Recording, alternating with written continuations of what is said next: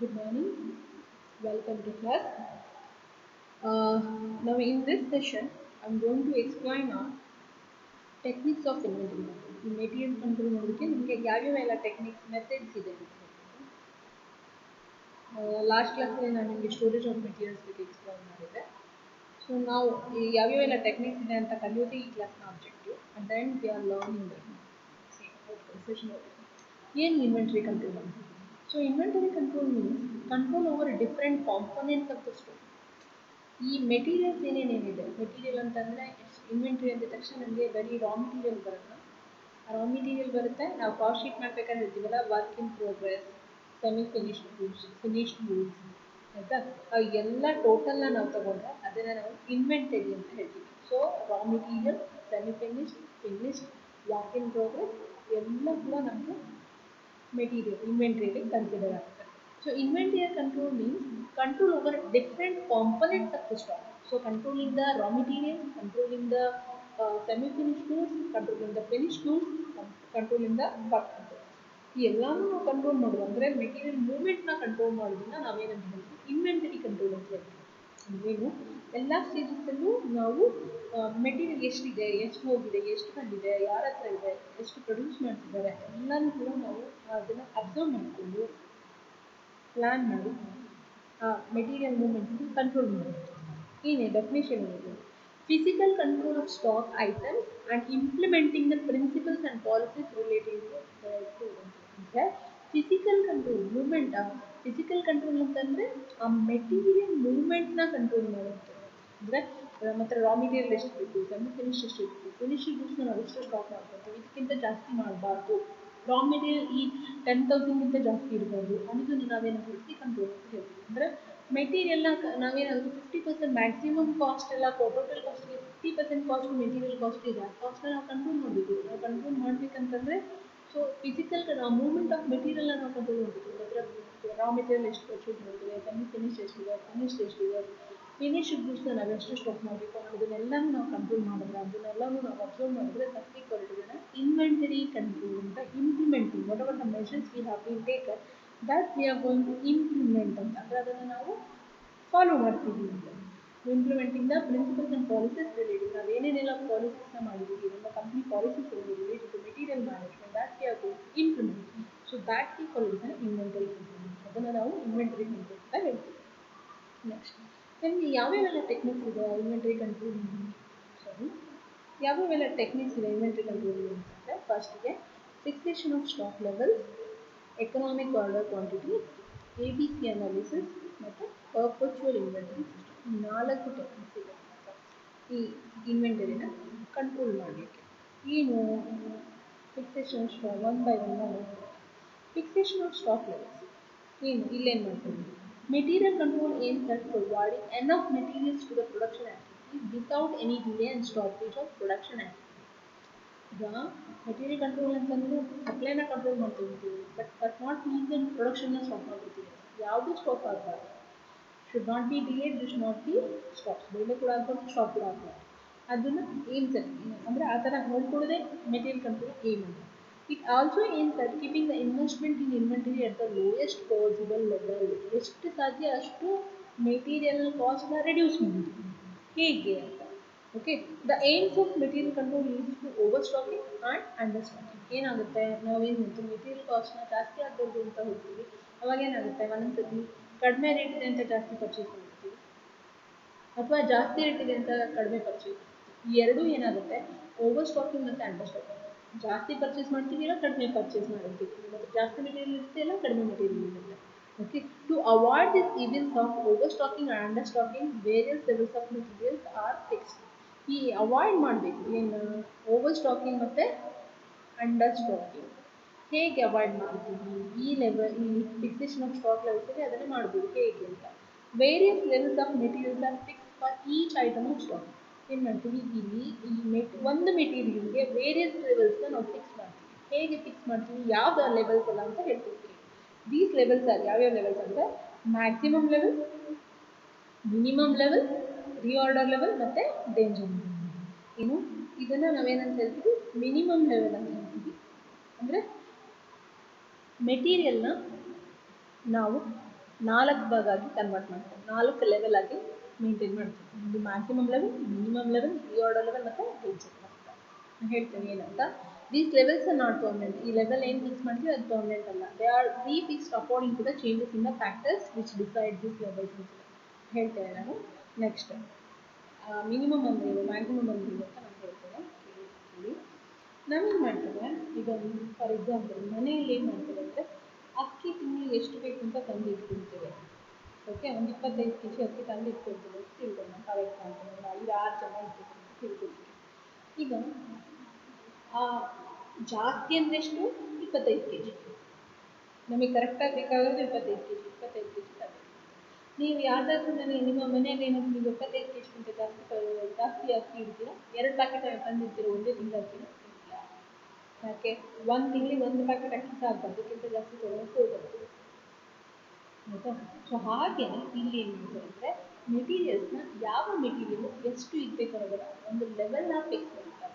ಅಂದರೆ ಜಾಸ್ತಿ ಅಂದರೆ ಎಷ್ಟು ಇರಬೇಕು, ಕಡಿಮೆ ಅಂದರೆ ಎಷ್ಟು ಇರಬೇಕು, ಮತ್ತು ನಾವು ಯಾವ ಲೆವೆಲ್ ಆರ್ಡರ್ ಮಾಡಬೇಕು. ಅಂದರೆ ನಾನು ಇನ್ನೊಂದು ಹೇಳ್ತೇನೆ, ಆಮೇಲೆ ಜಾಸ್ತಿ ಅಂದರೆ ಅಕ್ಕಿ 25 kg, ಕಡಿಮೆ ಅಂದರೆ 20 kg. ಯಾವಾಗ ಹೋಗಿ ಪರ್ಚೇಸ್ ಮಾಡ್ತೀರಾ, ಯಾವಾಗ ಮನೆಯಲ್ಲಿ 18 kg ಅಕ್ಕಿ ಆಗುತ್ತೋ, ಇನ್ನೊಂದು 2 kg ಅಕ್ಕಿ ಇದೆ ಅನ್ಬೇಕಾದ್ರೆ ನಾವು ಹೋಗಿ ಪರ್ಚೇಸ್ ಮಾಡ್ತೀವಿ. ಆಯಿತಾ? ಹೀಗೆ ಅದನ್ನೇ ನಾವೇನು ಮಾಡ್ತೀವಿ, ಇಲ್ಲಿ ಮೆಟೀರಿಯಲ್ಸ್ನ ಲೆವೆಲ್ನ ಫಿಕ್ಸ್ ಮಾಡಿದ್ದೇವೆ. ಅಂದರೆ ನಾವು ಜಾಸ್ತಿ ಅಂದರೆ ಎಷ್ಟು ಪರ್ಚೇಸ್ ಮಾಡಬೇಕು, ಕಡಿಮೆ ಅಂದರೆ ಎಷ್ಟು ಪರ್ಚೇಸ್ ಮಾಡಬೇಕು, ನಾವು ಯಾವಾಗ ಪರ್ಚೇಸ್ ಮಾಡೋಕ್ಕೆ ಆರ್ಡರ್ನ ಕೊಡಬೇಕು ಅನ್ನೋದನ್ನು ಇಲ್ಲಿ ಫಿಕ್ಸ್ ಮಾಡ್ತಾರೆ. ಅದನ್ನು ನಾವೇನಂತ ಹೇಳ್ತೀವಿ, ಫಿಕ್ಸೇಷನ್ ಆಫ್ ಸ್ಟಾಕ್ ಲೆವೆಲ್ಸ್ ಅಂತ ಹೇಳ್ತೀವಿ.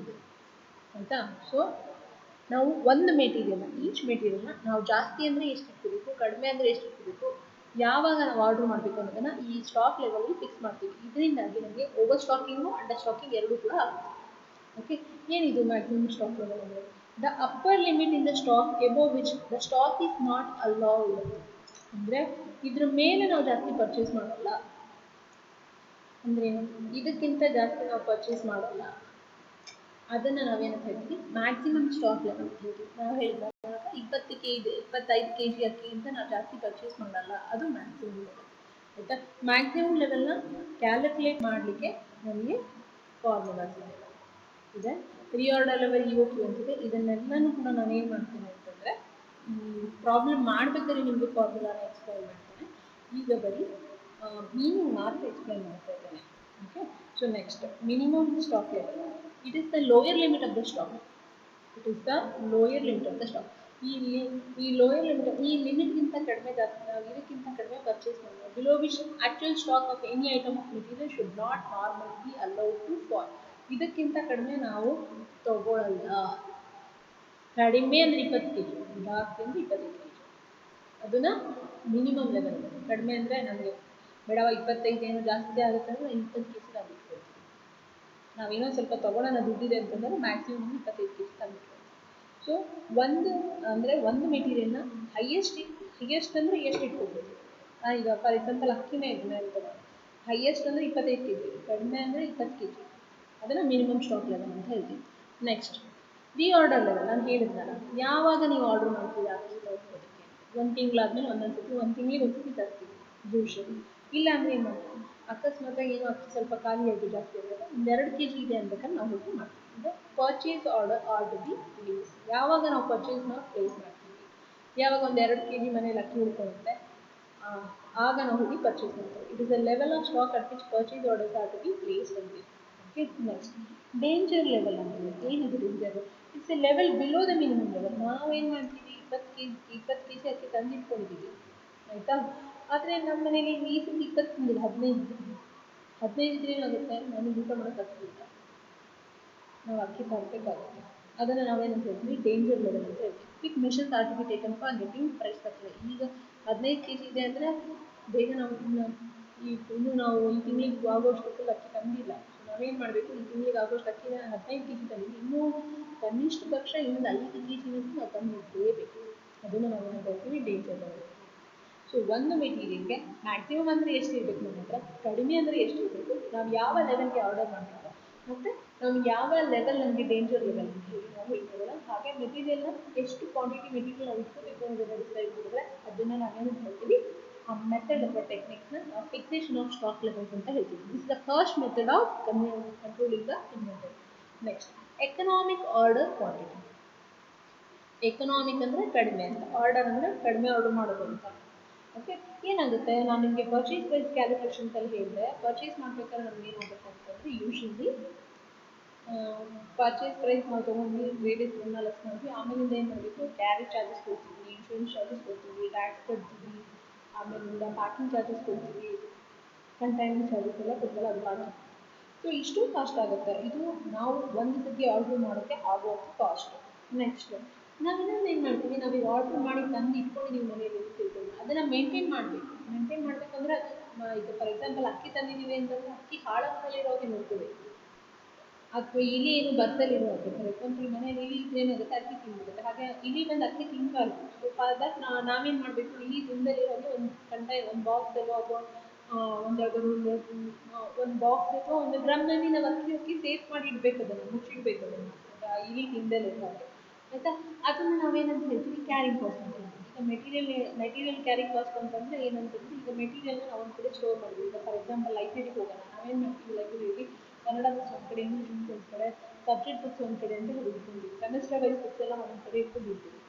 ಓಕೆ, ಆ ಕ್ಯಾರಿಂಗ್ ಕಾಸ್ಟ್ ಏನಾಗುತ್ತೆ ನೋಡಿ, ಲೈಬ್ರರಿಯಲ್ಲಿ ಈಗ ಲೈಬ್ರರಿಯನ್ ಕಾಲೇಜಲ್ಲಿ ಲೈಬ್ರರಿಯನ್ ಚಾರ್ಜಸ್ ಬೇಕು, ಲೈಬ್ರರಿಯನ್ಗೆ ಸ್ಯಾಲರಿ ಬೇಕಾಗುತ್ತೆ, ಆ ಬುಕ್ ಇಶ್ಯೂ ಮಾಡೋದು, ಬುಕ್ ಮೇಂಟೆನೆನ್ಸ್ಗೆಲ್ಲ ಖರ್ಚಾಗುತ್ತೆ.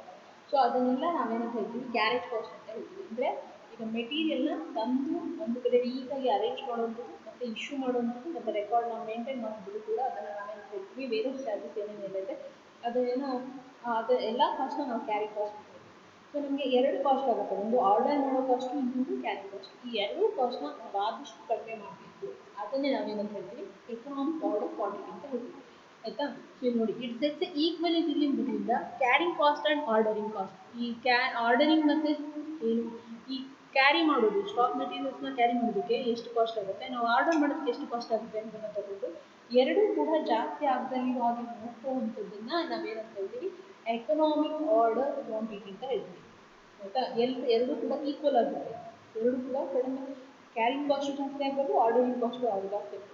ಸೊ ಹಾಗೆ ನಾವೇನಾದರೂ ಫೇವರಬಲ್ ಆಗಿ ಪರ್ಚೇಸ್ ಮಾಡಿದ್ರೆ, ಈಚ್ ಆರ್ಡರ್ ನಾವು ಫೇವರಬಲ್ ಆಗಿ ಪರ್ಚೇಸ್ ಮಾಡಿ ಫೇವರಬಲ್ ಆಗಿ ಮ್ಯಾನೇಜ್ ಮಾಡಿದ್ರೆ ಅದನ್ನು ನಾವೇನಂತ ಹೇಳ್ತೀವಿ, ಎಕನಾಮಿಕ್ ಆರ್ಡರ್ ಕ್ವಾಂಟಿಟಿ ಅಂತ ಹೇಳ್ತೀವಿ. EOQ ಅಂತ. ಈ EOQನ ಫಾರ್ಮುಲಾ ಇದೆ, ಇದು ಫುಲ್ ಇದು ಆಯಿತಾ. 2UO divided by IC. U ಅಂದರೆ ಆ್ಯನ್ಯುಯಲ್ ಯೂಸೇಜ್ ಡ್ಯೂಟೀಸ್, ವರ್ಷಕ್ಕೆ ಎಷ್ಟು ಯೂಸ್ ಮಾಡ್ತೇವೆ ಅಂತ. ಐ ಅಂದರೆ ಕಾಸ್ಟ್ ಆಫ್ ಕ್ಯಾರಿ ಕಾಸ್ಟ್ ಅಂತ. O ಅಂದರೆ cost of placing order place ಮಾಡೋಕ್ಕೆ ಎಷ್ಟಾಗುತ್ತೆ, cost per unit of material, 1 ಯೂನಿಟಿಗೆ ಎಷ್ಟಾಗುತ್ತೆ ಅನ್ನೋದನ್ನು ಈ ಎಲ್ಲ ಇನ್ಫಾರ್ಮೇಷನ್ ತೊಗೊಂಡು ನಾವು EOQನ ಕ್ಯಾಲ್ಕುಲೇಟ್ ಮಾಡಿ ಇಡ್ತೀವಿ. ಸೊ ಹಂಗಂದರೆ ಒಂದು ಸತಿಗೆ ಎಷ್ಟು ಪರ್ಚೇಸ್ ಮಾಡಬೇಕು, ಎರಡೂ ಕಾಸ್ಟ್ನ ಹೇಗೆ ಮಿನಿಮೈಸ್ ಮಾಡಬೇಕು ಅನ್ನೋದನ್ನು ಹೇಳುವಂಥದ್ದು ಎಕನಾಮಿಕ್ ಆರ್ಡರ್ ಕ್ವಾಂಟಿಟಿ ಅಂತ. ನೆಕ್ಸ್ಟ್ ABC ಅನಾಲಿಸಿಸ್ ಅಂತ, ಇದು next technique. ABC analysis of stock classify stock item on the basis of value or importance. ಏನು ಮಾಡ್ತಾರೆ, ಇಲ್ಲಿ ಮೆಟೀರಿಯಲ್ಸ್ನ ಕ್ಲಾಸಿಫೈ ಮಾಡ್ತಾರೆ. ಏನಂತ, ಯಾವುದು ಬೇಸಿಸ್ ಮೇಲೆ, ವ್ಯಾಲ್ಯೂ ಮತ್ತು ಇಂಪಾರ್ಟೆನ್ಸ್. ಅದ್ರ ವ್ಯಾಲ್ಯೂಯೇಷನ್ ಇಂಪಾರ್ಟೆನ್ಸ್ ಇದೆ. ಈಗ ಫಾರ್ ಎಕ್ಸಾಂಪಲ್ ಅಕ್ಕಿ ತೊಗೊಳೋದಕ್ಕೆ ನಮಗೆ ಎಷ್ಟು ಬೇಕು, ದುಡ್ಡು ಜಾಸ್ತಿ ಬೇಕು. ಅದೇ ಉಪ್ಪು ತೊಗೊಳೋದಕ್ಕೆ ಕಡಿಮೆ, ಅಂದರೆ ಕಡಿಮೆ ರೇಟಿಂದು ಕಡಿಮೆ ವ್ಯಾಲ್ಯೂ, ಜಾಸ್ತಿ ರೇಟಿಂದು ಜಾಸ್ತಿ ವ್ಯಾಲ್ಯೂ ಇಂಪಾರ್ಟೆಂಟ್. ಆಯಿತಾ. ಏನು ಮಾಡ್ತಾರೆ ಇಂಪಾರ್ಟೆನ್ಸ್ ಬೇಸಿಸ್ ಮೇಲೆ. Under this method materials are divided into 3 groups. ಈ ಮೆಟೀರಿಯಲ್ಸ್ನ 3 ಗ್ರೂಪ್ಸ್ ಆಗಿ ಡಿವೈಡ್ ಮಾಡ್ತಾರೆ. ಯಾವ್ಯಾವುದು, A, B ಮತ್ತು C ಅಂತ ಕ್ಲಾಸಿಫೈ ಮಾಡ್ತಾರೆ. A class consist of high period and large value. ಜಾಸ್ತಿ ಕಾಸ್ಟ್ಲಿ ಇರೋ ಐಟಮ್ನ ನಾವು A ಅಂತ ಕ್ಲಾಸಿಫೈ ಮಾಡ್ತೀವಿ. ಲಾರ್ಜ್ ವ್ಯಾಲ್ಯೂ, ಹೈ ಪೀರಿಯಡ್ ಮತ್ತು ಲಾರ್ಜ್ ವ್ಯಾಲ್ಯೂ, ಜಾಸ್ತಿ ಯೂಸ್ ಮಾಡುವಂಥದ್ದು ಅಥವಾ ಹೈ ಪೀರಿಯಡ್, ನಮಗೆ ಕಡಿಮೆ ಒಟ್ಟು ಲಾರ್ಜ್ ವ್ಯಾಲ್ಯೂ, ತುಂಬ ಕಾಸ್ಟ್ಲಿ ಐಟಮ್ನ ನಾವು A ಅಂತ ತಗೊಳ್ತೀವಿ. B class consist of medium price. Bನ ನಾವು ಕಡಿಮೆ, ಮೀಡಿಯಂ, ಜಾಸ್ತಿನೂ ಅಲ್ಲ ಕಡಿಮೆ ಅಲ್ಲ, medium, intermediate value items. And last category consists of low price and lowest value. ಯಾವುದು ಕಡಿಮೆ ವ್ಯಾಲ್ಯೂ ಇದೆ, ಈಗ ಸಾಲ್ಟ್ನ ನಾವು C ಅಂತ ತಗೊಳ್ಳೋದು, ಅಕ್ಕಿನ ನಾವು A ಅಂತ ತಗೊಳ್ಳೋದು, ಮೀಡಿಯಂ, ಮಿಲ್ಕ್ನ ನಾವು ಮೀಡಿಯಂ ಅಂತ ತಗೊಳ್ಳೋದು. ಸ್ಟಾಕ್ ಮಾಡ್ಕೊಳ್ತಲ್ಲ, ನಾನು ಹೇಳ್ತೀನಿ ಕಡಿಮೆ ರೇಟ್ ಇರೋದು ಮೀಡಿಯಂ, ಜಾಸ್ತಿನೂ ಅಲ್ಲ ಕಡಿಮೆ ಅಲ್ಲ. ಓಕೆ, ನಾವು ಈಗ ವೆಜಿಟೇಬಲ್ಸ್, ಓಕೆ, ಅದನ್ನು ನಾವು ಮೀಡಿಯಂ ಅಂತ ಹೇಳ್ತೀವಿ. ಸೊ ಪ್ರಾವಿಷನ್ ನಾವೇನು ಅಕ್ಕಿ ಎಲ್ಲ ತರ್ತೀವಿ, ಈ ಅಕ್ಕಿ ಹಿಟ್ಟು ಅಥವಾ ಗೋಧಿ ಹಿಟ್ಟು ಇದೆಲ್ಲ ಮಾಡ್ತಾ ಇರ್ತೀವಿ, ಅದನ್ನು ಎ. ಸಾಲ್ಟ್ ಬಂದ್ಬಿಟ್ಟು ಸಿ, ಬಿ ಬಂದ್ಬಿಟ್ಟು ವೆಜಿಟೇಬಲ್ಸ್ ಅಂತ ಕ್ಲಾಸಿಫೈ ಮಾಡ್ತೀವಿ. ಅಂದರೆ ಎಷ್ಟು ಸ್ಟಾಕ್ ಮಾಡಬೇಕು ಅನ್ನೋದು ಬೇಸಿಸ್ ಮೇಲೆ ನಾವು ಯಾವ ಮೆಟೀರಿಯಲ್ನ ಎಷ್ಟು ಸ್ಟಾಕ್ ಇಡಬೇಕು ಅನ್ನೋದು ಮೆಟೀರಿಯಲ್ ಎ ಕ್ಯಾಟಗರಿನ, ಬಿ ಕ್ಯಾಟಗರಿನ, ಸಿ ಕ್ಯಾಟಗರಿನ. ಇನ್ನೊಂದ್ಸರಿ ಹೇಳ್ತೀನಿ, ABC ಅನಾಲಿಸಿಸ್ ಅಂದರೆ ಇಲ್ಲಿ ಮೆಟೀರಿಯಲ್ನ ಕ್ಲಾಸಿಫೈ ಮಾಡ್ತಾರೆ. ಮೆಟೀರಿಯಲ್ನ ಕ್ಲಾಸಿಫೈ ಎಷ್ಟು ಎಷ್ಟು 3 ರೀತಿಯಾಗಿ ಎ ಬಿ ಸಿ ಅಂತ. ಕಾಸ್ಟ್ಲಿ ಐಟಮ್ನ ಎ ಅಂತಾರೆ, ಕಡಿಮೆ ಐಟಮ್ನ ಸಿ ಅಂತಾರೆ, ಮಧ್ಯದ ಕಾಸ್ಟ್ಲಿನೂ ಅಲ್ಲ ಮತ್ತು ಚೀಪು ಅಲ್ಲ ಅಂತ ಐಟಮ್ನ ಬಿ ಅಂತ ಇರ್ತಾರೆ. ಸೊ ಇಲ್ಲಿ ಕಾಸ್ಟ್ಲಿ ಐಟಮ್ನ ಜಾಸ್ತಿ ಕಂಟ್ರೋಲ್ ಮಾಡ್ತಾರೆ, ಕಡಿಮೆ ಚೀಪ್ ಇರೋ ಐಟಮ್ನ ಲೆಸ್ ಕಂಟ್ರೋಲ್ ಮಾಡ್ತಾರೆ, ಮೀಡಿಯಂ ಲೆವೆಲ್ ಆಫ್ ಕಂಟ್ರೋಲ್ ಮಾಡ್ತಾರೆ. ಅದನ್ನು ನಾವೇನು ಹೇಳ್ತೀವಿ, ABC ಅನಾಲಿಸಿಸ್ ಅಂತ ಹೇಳ್ತೀವಿ. ಇದು ಒಂದು technique of controlling the inventory. Next come back to perpetual inventory system. Perpetual inventory system ಅಂತ ಅಂದರೆ ಇಲ್ಲಿ ICMA London defines ಏನಂತ, a system of record maintain by controlling a department which reflect the physical movement of stock and their current balance ಅಂತ ನಾನು ಡೆಫಿನೇಷನ್ಗಿಂತ ಮುಂಚೆ ಹೇಳ್ತೇನೆ. ಪರ್ಪಚುವಲ್ inventory system ಅಂತಂದು ಇಲ್ಲಿ ನಾವೇನು ಮಾಡ್ತೇವೆ ಅಂದರೆ, ನಾವೇ ಹೋಗಿ ಆ್ಯಕ್ಚುಲಿ ಫಿಸಿಕಲಿ ಹೋಗಿ ಇನ್ವೆಂಟರಿನ ಚೆಕ್ ಮಾಡ್ತೇವೆ. ಏನು, ನಾವೇ ಲೈಬ್ರರಿ ವಿಸಿಟ್ ಕೊಟ್ಬಿಟ್ಟು ಎಷ್ಟು ಬುಕ್ಸ್ ಇದೆ ಅನ್ನೋದನ್ನು ಚೆಕ್ ಮಾಡಿದ್ರೆ ನಾವು ಪರ್ಪಚುವಲ್ ಇನ್ವೆಂಟರಿ ಸಿಸ್ಟಮ್ ಅಂತ ಹೇಳ್ತೀವಿ.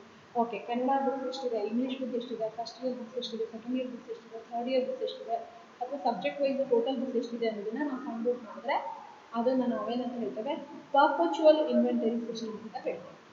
Okay, a system of record maintained by controlling a department which reflects the physical movement of stock and their current balance. ಎಷ್ಟಿದೆ ಬ್ಯಾಲೆನ್ಸು, ಸ್ಟಾಕ್ ಎಷ್ಟಿದೆ, ರೆಕಾರ್ಡ್ ಬರ್ತಿರೋದು ಎಷ್ಟಿದೆ, ಬುಕ್ಕಲ್ಲಿ ಬರ್ತಿರೋ ಮೆಟೀರಿಯಲ್ ಎಷ್ಟಿದೆ, ಸ್ಟಾಕಲ್ಲಿ ಎಷ್ಟಿದೆ, ಎರಡೂ ಕೂಡ ಮ್ಯಾಚ್ ಆಗುತ್ತಾ ಅನ್ನೋದನ್ನ ನಾವು ಫಿಸಿಕಲ್ ಆಗಿ ಚೆಕ್ ಮಾಡಿದ್ರೆ ಅದನ್ನ ನಾವೇನಂತ ಹೇಳ್ತೀವಿ, ಪರ್ಪಚುವಲ್ ಇನ್ವೆಂಟರಿ ಸಿಸ್ಟಮ್ ಅಂತ ಹೇಳ್ತೀವಿ. It's a method of recording store balances after each receipt and issue. ನಾವು ಕೊಟ್ಟರು, ಮೆಟೀರಿಯಲ್ ಬಂದಾಗ ಒಂದು ರೆಕಾರ್ಡ್ ಮಾಡ್ಕೊಳ್ತೀವಿ, ಮೆಟೀರಿಯಲ್ನ ಕೊಟ್ಟಾಗಲೂ ಒಂದು ರೆಕಾರ್ಡ್ ಮಾಡ್ಕೊಳ್ತೀವಿ. ಆ ರೆಕಾರ್ಡು ಮತ್ತು ಮೆಟೀರಿಯಲ್ ಎರಡೂ ಕೂಡ ಮ್ಯಾಚ್ ಆಗುತ್ತಾ ಅನ್ನೋದನ್ನು ಚೆಕ್ ಮಾಡಿದ್ರೆ ಅದನ್ನು ನಾವೇನು ಹೇಳ್ತೀವಿ, ಪರ್ಪಚುವಲ್ ಇನ್ವೆಂಟರಿ ಸಿಸ್ಟಮ್ ಅಂತ ಹೇಳ್ತೀವಿ. ಸೊ ಇಲ್ಲಿ and obviating closing down of work for stock taking ಏನು ಮಾಡ್ತೀವಿ, ಇದು ಎರಡು ಥರ ಬರುತ್ತೆ ಇದರಲ್ಲಿ. ಸೊ ಇಲ್ಲಿ ಏನು ಮಾಡ್ತೀವಿ ಅಂತಂದರೆ, ಏನು ವಾಕಿಂಗ್ ಟೈಮಲ್ಲೇ ಎಲ್ಲರೂ ಕೂಡ ವಾಕ್ ಡೌನ್ ಕ್ಲೋಸ್ ಮಾಡಿ ನಮ್ಮ ಮೆಟೀರಿಯಲ್ ಎಷ್ಟಿದೆ ಅಂತ ಹೇಳಿ ನಾವು ಚೆಕ್ ಮಾಡಿಕೊಂಡ್ರೆ ಅದನ್ನು ನಾವೇನು ಹೇಳ್ತೀವಿ, ಪರ್ಪಚುವಲ್ ಇನ್ವೆಂಟರಿ ಸಿಸ್ಟಮ್ ಅಂತ ಹೇಳ್ತೀವಿ. ಅಂದರೆ ಫಿಸಿಕಲ್ ವೆರಿಫಿಕೇಷನ್, ನಮ್ಮ ರೆಕಾರ್ಡಲ್ಲಿ ಏನಿದೆ ಮತ್ತು ಅಲ್ಲಿ ಮೆಟೀರಿಯಲ್ ಎಷ್ಟಿದೆ ಅನ್ನೋದನ್ನು ಫಿಸಿಕಲ್ ಆಗಿ ಹೋಗಿ ಚೆಕ್ ಮಾಡಿದ್ರೆ ಅದನ್ನು ನಾವೇನು ಹೇಳ್ತೀವಿ, ಪರ್ಪಚುವಲ್ ಇನ್ವೆಂಟರಿ ಸಿಸ್ಟಮ್ ಅಂತ ಹೇಳ್ತೀವಿ. ಸೊ ಇದು ಎರಡು ಥರ ಬರುತ್ತೆ. ಪರ್ಪಚುವಲ್ ಇನ್ವೆಂಟರಿ ಸಿಸ್ಟಮ್ ಅಲ್ಲಿ ಅಂದರೆ ಮೆಥಡ್ಸ್ ಎರಡು ಥರ ಇದೆ. ಒಂದು ಕಂಟಿನ್ಯೂಯಸ್ ಪರ್ಪಚುವಲ್ ಇನ್ವೆಂಟರಿ, ಅದೇ ಕಂಟಿನ್ಯೂಯಸ್ ಸ್ಟಾಕ್ ವೆರಿಫಿಕೇಷನ್, ಅಥವಾ periodic inventory system. Periodic inventory system ಅಂದರೆ ವರ್ಷಕ್ಕೊಂದ್ಸತಿ ಮಾಡ್ತೀವಿ, ವರ್ಷಕ್ಕೊಂದ್ಸತಿ ಪ್ರೊಡಕ್ಷನ್ನ ಸ್ಟಾಕ್ ಮಾಡಿ ಮೆಟೀರಿಯಲ್ಸ್ ಎಷ್ಟಿದೆ ಅಂತ ಹೇಳಿ ಚೆಕ್ ಮಾಡ್ಕೊಳ್ತೀವಿ, ಆಯಿತಾ. ಅದನ್ನು ನಾವು ಪೀರಿಯಾಡಿಕ್ ಇನ್ವೆಂಟರಿ ಸಿಸ್ಟಮ್ ಅಂತ ಹೇಳ್ತೀವಿ. ಪರ್ಪಚುವಲ್ ಇನ್ವೆಂಟರಿ ಸಿಸ್ಟಮ್ ಅಂತಂದರೆ ಅಥವಾ ಕಂಟಿನ್ಯೂಸ್ ಅಂತಂದರೆ ನಾವು ಕಂಟಿನ್ಯೂಸ್ ಆಗಿ ಸ್ಟಾಕ್ನ ವೆರಿಫೈ ಮಾಡ್ತಾ ಹೋಗ್ತೀವಿ. ಅಂದರೆ 3 ಮಂತ್ಸ್ ವೆರಿಫಿಕೇಷನ್ ಅಥವಾ ಇಯರ್ಲಿ ಅಟ್ಲೀಸ್ಟ್ ಒಂದು 5 ಸತಿನಾದ್ರು ಚೆಕ್ ಮಾಡ್ತೀವಿ, ತಿಂಗಳಿಗೆ ಒಂದು ಸತಿನಾದ್ರು ನಾವು ಚೆಕ್ ಮಾಡ್ತೀವಿ. ಬಟ್ ಇಲ್ಲಿ ವರ್ಕಿಂಗ್ನ ಕ್ಲೋಸ್ ಮಾಡೋದಿಲ್ಲ, ಆಯಿತಾ. ಸೊ ಅದನ್ನು ನಾವು ಪರ್ಪಚುವಲ್ ಅಥವಾ ಕಂಟಿನ್ಯೂಸ್ ಸ್ಟಾಕ್ ವೆರಿಫಿಕೇಷನ್ ಅಂತ ಹೇಳ್ತೀವಿ, ಅಥವಾ ಪೀರಿಯಾಡಿಕ್ ಇನ್ವೆಂಟರಿ ಸಿಸ್ಟಮ್ ಅಂತ ಇನ್ನೊಂದು ಹೇಳ್ತಾ ಇದ್ದೀವಿ. ಓಕೆ, ಸೊ ಇದಿಷ್ಟು ಕೂಡ ನಮಗೆ these are the techniques of controlling the inventory.